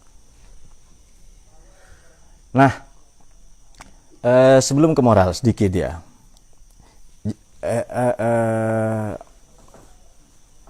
Ketika Hitler memaklumatkan, dia bukan orang Jerman asli ya, sebagian orang Jerman benci itu. Memaklumatkan Deutsch über aller, atau bangsa ras Arya yang paling tinggi. Ini sebenarnya Hitler sedang memaklumatkan pasca Perang Dunia Pertama. Perang Dunia Pertama ini lebih serem dari Perang Dunia Kedua. Karena perangnya sesama orang Eropa, perangnya sesama penjajah. Kok Belanda perang sama Indonesia itu cemen banget itu. Satu pakai bedil, pakai bom, satunya pakai bambu runcing ya kan. Itu nggak gentle, itu nggak perang seharusnya begitu itu, iya kan? Jadi main bola Misalnya tim senior Prancis atau Brazil main dengan U15 Indonesia, itu kan lebih baik nggak usah main bola itu. Atau ya kan, dengan kelompok umur itu. Tidak sebanding, tidak apple to apple katanya itu. Ya, tapi memang demikianlah penjajahan terjadi, lalu diiming-imingi dijajah, diambil kekayaannya, sumber daya alamnya, dikasih kitab suci. Kamu jangan sedih, ini loh sabar. Loh, caranya bagaimana? Ya baca kitab suci ini, sabar. Lalu dibuatkan tempat ibadah, ya dibuatkan gereja, biasa seperti itu. Ditipu oleh oknum ustadz, loh. Jangan sedih kamu. Terus bagaimana ustaz? Iya, kan ada yang nanya di ngaji apa ya, sore itu, ahad sore itu, nama saya dikira Tas. Tas, mau tanya Tas itu. Jadi nama saya dianggap Tas itu. Oh ya sudah. Ya mungkin ya. Oke, sedikit lagi. Ketika memaklumatkan itu, sudah kacau dunia itu kan ya. Begitu ditemukan mesin ini bahan bakarnya apa? Singkat saja minyak. Kalau sekarang baterai ya kan. Baterai itu paling banyak nikel di Indonesia, litium itu bahan bakunya. Maka Indonesia ini akan menjadi buruannya para penjajah zaman sekarang. Ya entah Cina, entah Rusia, entah Amerika, pokoknya negara-negara maju itu. Pasti bikin banyak smelter. Cina saja sudah punya 50-an kok itu di Indonesia itu. Karena orang sudah tidak pakai minyak. Dulu mesin ditemukan, bahan bakarnya apa? Minyak. Minyak di mana? Jawab, ya minyak itu di Arab, di Timur Tengah. Berarti masyarakatnya harus bodoh, dikasih iming-iming Wahabi, ya kan? Konflik nanti ini, Pakistan, India mau melawan kan? Kan pecah itu, dijajah Inggris, konflik, Pakistan memisahkan diri. Ali Jinnah, kemudian siapa? Sir Muhammad Iqbal bikin negara Islam ya kan? Loh, supaya perlawanan Islam ini melemah, kasih agama baru. Mirza, kamu ngaku nabi itu ya. Mirza Ghulam Ahmad. Ada saudara kita meyakini itu, kita hormati loh ya, tapi ini sejarahnya begini. Loh Pak, tapi ini nabi. Ya siapapun bisa ngaku nabi, santai saja. Nabi Muhammad itu ngaku-ngaku nabi menurut yang kontra atau menolak Nabi Muhammad. Iya kan? Yesus itu ngaku-ngaku Tuhan menurut yang menolak Yesus itu. Jadi santai saja, biasa begitu itu. Apapun itu kita hormati mereka, tetapi demikianlah politik itu. Nah, tetapi di antara itu semua ada aspek moral yang tidak ditinggalkan para filosof itu. Kekacauan-kekacauan dunia itu. Makanya kalau melihat kekacauan itu, nomor satu pasti, ini nih hemat saya ya, pesawat profetik ini saya bicara spesifik pribadi Nabi Muhammad atau para nabi, para rasul yang alaihissalam. Itu adalah siddiq, amanah, tabligh, fatona. Saya keren sekali menurut saya di Aqidatul Awam itu karena arsala anbiya zawi fatona, iya kan? Itu sifatnya para rasul itu fatona dulu, cerdas dulu. Kan bagaimana ada ayat ya? Kalau bocil-bocil, yatim-yatim sudah cerdas, sudah tiba menikah. Nah, ayatnya saja cepat. Nah. Mana tadi yang bocil-bocil yatim itu ya? Bismillahirrahmanirrahim. Hatta idza balagun nikah fa in anastu minhum rusdan. Nah, ini dia. Kalau kamu lihat bocil-bocil ini sudah mulai cerdas katanya ya, fatfa ilaihim amwalahum. La takulu israfan apa kemudian mangkana gonian alias takfif yang gitu itu loh ya. Oh, yang ada di Quran itu. Kalau kaya ya menahan diri lah, makan secukupnya. Ya. Ada begitu-begitu yang rawat anak yatim. Kan disebut yatim karena bapaknya meninggal, ibunya pasti janda. Betul Ustaz Yani ya. Itu disebut yatim itu. Tetapi kalau Habib enggak. Kalau Ustadz Hasani kan lebih inilah ya. Yatim itu maksudnya Pak, yatim ilmu dan tata krama dan adab itu harus dididik Pak. Kenapa? Karena namanya emaknya janda itu ya, terus itu begitu. Ya muter-muter di situ akhirnya. Oke. Jadi filsafat profetiknya yang mau kita sebutkan siddiq, amanah, tabligh, fatona. Tapi kita mulai dari fatona dulu. Para nabi itu pasti cerdas itu. Otomatis para nabi pasti filosof. Nah, saya pernah dikritik karena mengatakan nabi ini filosof. Para nabi ini gembala kok, para gembala agung. Iya kan? Kalau nyebut nabi gembala, pedagang, istrinya banyak, enggak dikritik. Tapi begitu nyebut filosof dikritik. Karena tahunya filosof Karl Marx tok. Buddha itu filosof. Para nabi jelas lah itu. Kita sebutkan yang lain saja. Konfusius itu filosof. Ronggo Warsito. Siapa yang membangun Hambalang? Ronggo Yudhoyono misalnya. Yang membangun candi ya. Itu semuanya filosof di Indonesia itu. Tapi kok ya kan ada Ronggo Warsito kan, ada Ronggo yang masa ndak ada kan Ronggo yang lain itu. Begitu mengatakan Nabi Muhammad ini filosof atau para nabi filosof, dikritik itu. Karena bagi mereka filsafat itu nista. Padahal berpikir itu agung, ya kan? Orang kalau ndak mikir sibuk kelamin tok. Coba Anda ndak mikir itu. Otaknya jangan dipakai, kelaminnya yang gerak-gerak nanti itu. Leluasa ya, mengikuti mazhab apa? Demokratis ya. Jadi ada pergerakan bebas. Jadi itu pergerakan sebenarnya. Pergerakan di dalam sarung itu loh. Jadi mendidik rakyat dengan apa? Pergerakan pemberontakan ya. Mendidik pemerintah dengan perlawanan katanya. Wah, itu dia. Ernesto Che Guevara mendidik pemerintah dengan pemberontakan dan perlawanan, mendidik rakyat dengan pergerakan dan apa tadi? Perlawanan. Nah, itu dia. Kan biasanya kitab sucinya para aktivis kan pandangan-pandangan Karl Marx ya. Betul ya? Teori kritis itu aktivis dulu, masih zamannya Habib itu. Di bawahnya Habib sudah tidak ada itu. Jadi kalau dipegang otaknya kempes itu. Tidak ada dia. Duh, Mas, kenapa otaknya? Ya, kempes memang, tidak ada isinya itu. Jadi hanya rambut saja, kempes kalau dipencet itu. Atau sudah mengalami kemunduran fungsi otak. Itu aktivis zaman sekarang. Kalau bodoh itu masih bisa di-upgrade menjadi pinter. Itu tidak ada itu. Jadi kempes saja. Mungkin angin ya isinya atau apa. Angin kan masih isi, itu kempes saja memang. Jadi sudah. Nah itu dia, terutama yang ya ini umatnya Fauzi juga sama itu yang lihat wajah-wajah mereka itu lebih betul ya. Jadi waduh begini ya, jadi lihat wajahnya saja kita sudah tahu nggak ada bakat jadi ilmuwan. Jadi politisi pasti politisi receh itu, jadi penjilat nanti. Jadi orang ini cocoknya jadi apa ya, pasti nggak ditulis dalam sejarah itu. Jadi mukanya itu tidak historical, tidak bernuansa historis, atau lebih tepatnya prehistorik, prasejarah itu. Duh, padahal beliau aktivis itu juga, tapi yang dulu Ustaz Hasani ya, yang dulu ya. Iya. Oke. Ini dia saya kasih tahu ya sedikit ya sebelum di buku ini halaman 214. Pengetahuan dan ketidaktahuan memang sama mahalnya. Kita baru tahu tujuan lahirnya PBB, World Bank, IMF pasca Perang Dunia Kedua. Tak kalah aneh selama Perang Teluk tak satu pun kilang minyak di Irak bocor. Jadi sasarannya bukan perang apa agama apa ya.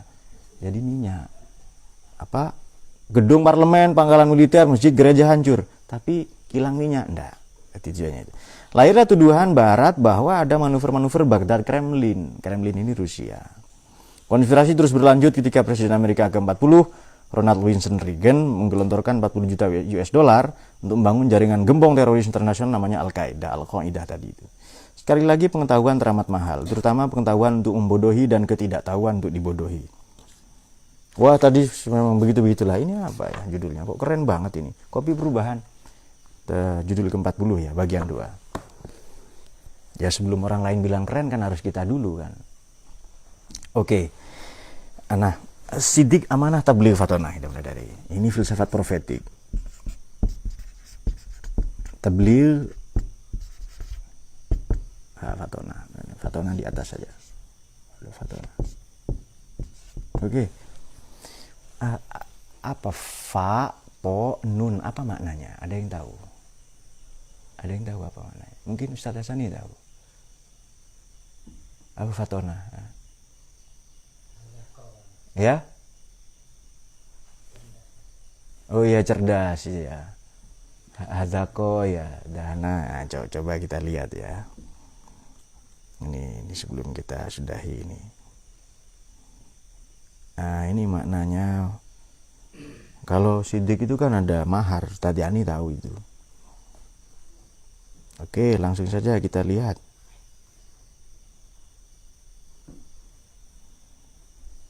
Oh, ada pertanyaan Iqbal ya?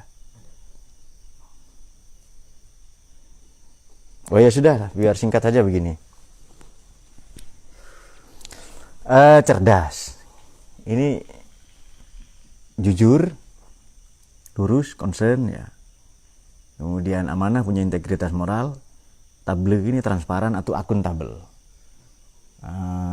Bisa diaudit. Transparan ya, tidak ada. Fa to nun kalimatun wahid tadullu ala zaka wa ilmin bi syai' yuqalu rajulun fatinun wa fatunun wa hiyal fitnatu wal fatana. Cerdas, tahu sesuatu. Al-aqlul azim. Kalau tahu berarti 3 problem selesai. Ontologi, epistemologi, aksiologi. Terutama tahu ini pada aspek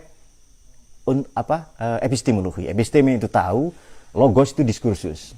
Pada aspek itu selesai. Berarti itu sudah. Apalagi al-aqlul azim, tahu semuanya lah ya. Kemudian sidq, jujur. Sebutkan problem di dunia ini apa? Pasti karena tidak jujur itu. Ya korupsi, ya nepotisme, apa saja. Pasti karena tidak jujur. Kalau amanah, ini kriteria suami. Inna khairu man istajarta al-qawiyul amin. Yang kuat, semuanya itu. Masa kalau letoy mau menikah ya kan? Ya harus kuat dulu. Kemudian banyak push up dan integritas moral. Tabligh, transparan atau akuntabel. Ini ajaran para nabi sebenarnya. Semuanya para nabi. Apakah Buddha, apakah Konfusius ya. Moral yang para filosof pasti ya tidak jauh-jauh dari ini itu. Silakan saja Anda cari. Nah, tetapi yang lebih diapresiasi kadang pandangan-pandangan yang seperti tadi. Tapi aspek moralnya kurang mendapat perhatian. Padahal itu ajaran yang abadi.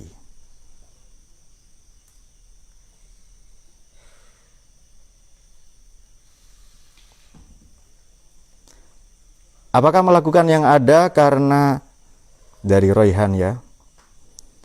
Apakah melakukan yang ada karenanya masih disebut ikhlas?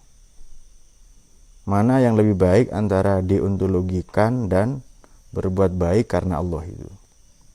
Ya terserah Anda saja berbuat baik untuk apa itu. Sebab begini ya,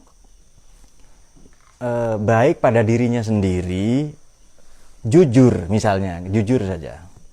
Jujur itu baik ya. Tapi kalau jujur kepada para pembohong, jujur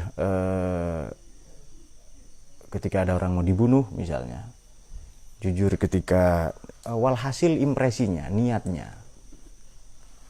ini karena Allah ya. Saya dari tadi nggak ngomong Allah kayaknya ya. Berbuat baik karena Allah ini. Apakah melakukan yang ada karenanya masih disebut ikhlas? Ya. Peradaban sarungnya mana? Oh ya. Saya ingin menjawab dengan 2 hal saja untuk Mas Royhan Zen ini ya. Mula-mula begini. Melakukan yang ada karenanya masih disebut ikhlas, mana yang lebih baik antara deontologikan dan berbuat baik karena Allah? Berbuat baik karena kebaikan saja. Itu menurut saya. Berbuat baik karena Tuhan, kapan kita tahu Tuhan itu baik? Sebab perkenalan kita dengan Tuhan itu pun rumit dan unik ya kan. Tuhan ngomong kuasa, mendengar, berkehendak, merajai segala urusan, membalas dan lain-lain ya. Mendengar, melihat itu kan manusiawi. Tapi segera Tuhan nanti bilang, laisa kamitslihi syai'un. Enggak ada loh ya yang seperti aku. Benda-benda apapun yang seperti Tuhan, itu kan lil misal, itu tidak ada. Jadi begitu kita sudah membayangkan Tuhan mendengar, ternyata Tuhan tidak seperti itu semua. Mendengar tapi tidak dengan telinga. Ada tapi bukan ruang waktu. Aduh kok rumit begini. Nah tetapi disitulah ya. Nah kalau berbuat baik ya berbuat baik karena kebaikan itu sendiri. Karena dorongan moral itu namanya spiritual commitment. Kalau saya nyebut spiritual bukan agama loh ya. Bukan agama tertentu. Ya terserah apa saja itu. Mau yang agama ya, yang tidak agama ya. Dan saya tidak sedang membicarakan apakah agama itu penting atau tidak. Ya itu urusan Anda menganggap penting atau enggak agama. Makanya kalau sekarang enggak usah agama Pak, pakai akal saja. Ya itu terserah Anda juga. Filsafat tidak membahas agama kok itu. Nah, jadi apakah karena Allah itu? Ini tidak ada dalam pembahasan filsafat ya. Mana yang lebih baik antara deontologikan dan berbuat baik karena Allah? Ya, berbuat baik karena baik itu sendiri saja. Itu kebaikan yang baik itu. Sebab agama bisa menyelesaikan persoalan sains. Misalnya, hadis Nabi itu loh banyak dikritik. Nabi itu pernah melempar koin begini di padang pasir. Koin itu bumi, padang pasir ini aras. Padahal itu perumpamaan yang paling mungkin dijangkau. Menurut sains sekarang tidak benar. Tapi itu perumpamaan paling bisa dijangkau. Saat ini, ya kan? Di zamannya saat ini ya beda lagi. Coba ambil poinnya, ambil spiritnya bahwa Nabi itu memberi perumpamaan yang mungkin diterima. Khotibun nas biqadri uqulihim ya. Ayo ajak orang bicara sesuai dengan standar pemikiran mereka. Kalau mengambil spiritnya itu bisa diterima. Tapi ngambil hitungan matematisnya ya salah kalau konteks sekarang itu. Bumi itu kecil banget kok. Kok dibandingkan aras? Dibandingkan matahari itu, matahari 1,3 juta kali lebih besar dari bumi. Itu baru matahari, belum galaksi Bima Sakti, belum yang lain. Yang alam terus berkembang. Nah, kalau berdasarkan itu salah. Tapi kalau poinnya adalah yang paling mungkin dijangkau, iya. Jadi berbuat baik karena baik itu sendiri. Itu pernyataan Kant itu. Bukan karena dorongan apa, tetapi nanti bermasalah juga ini. Orang yang kita anggap gila saja, Nietzsche itu ya, there is always reason in the madness and there is always madness in the reason itu ya. Selalu ada alasan untuk orang menjadi gila dan selalu ada kegilaan dalam alasan-alasan yang begitu. Kok bingung Pak? Putar lagi rekamannya nanti. Nah, orang yang seperti itu saja itu masih punya pandangan moral. Friedrich Nietzsche itu ya. Jadi untuk itu jawaban saya untuk Mas Rehan ya. Nah, apakah melakukan yang ada karenanya masih disebut ikhlas? Ikhlas ini pembahasan agama, bukan pembahasan filsafat itu. Kita tahu ikhlas dari mana itu? Ya dari tasawuf ya. Jadi bukan dari filsafat. Mungkin itu Iqbal ya. Ada lagi? Baik, terima kasih kepada penanya yang sudah nanya yang luar biasa itu ya. Nah, kecuali ditanyakan di kelas tasawuf itu beda lagi nanti. Ikhlas itu apa ya. Tapi di kelas filsafat tidak. Oke. Sebagai catatan penutup begini. Moral apa tadi dikatakan? Nah, ini jangan dilihat teks Arabnya. Wah, ini kok akidatul awam, Mbak. Jangan lihat itu. Kok tadi apa baca ayat Quran? Bukan itu. Cerdas kira-kira. Persoalan itu menjadi ringan kalau kita mampu mencerdasinya. Kadang bukan beratnya beban dalam hidup, tapi salah caranya memikul ya. Berarti mencerdasi persoalan. Satu. Kemudian jujur, seperti kata Pram, jujur sejak dalam pikiran. Ada orang yang sejak dalam pikirannya tidak jujur. Oke.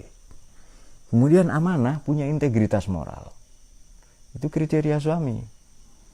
Yang Zipporah jatuh cinta kepada Nabi Musa muda kan, Mas Musa itu, Moses muda itu, kan dipanggil oleh ayahnya kan. Kemudian Nabi Musa di film Exodus 2014 itu, Christian Bale kalau tidak salah yang main itu ya. Duh, katanya saya diundang perjamuan, kok diinterogasi katanya itu. Nah, dia dipanggil jenderal ya, lalu Tuhannya anak kecil yang pakai tutup kepala itu ya. Oh ini kapitalis katanya, karena pakai kapitis. Kaput ditutup kapitis.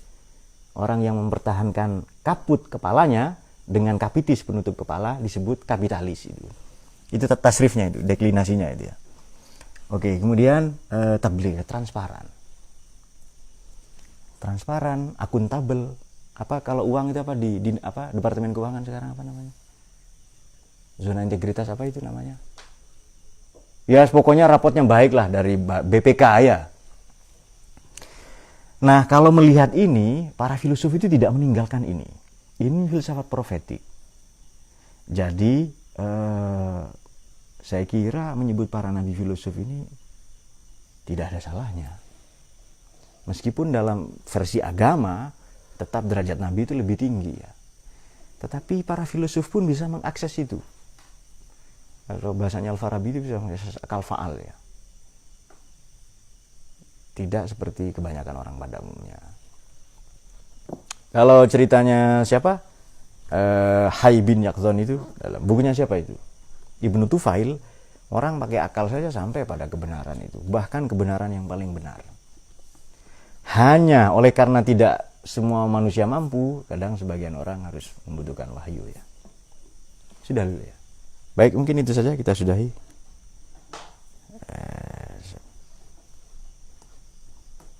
Wallahu a'lam bishawab.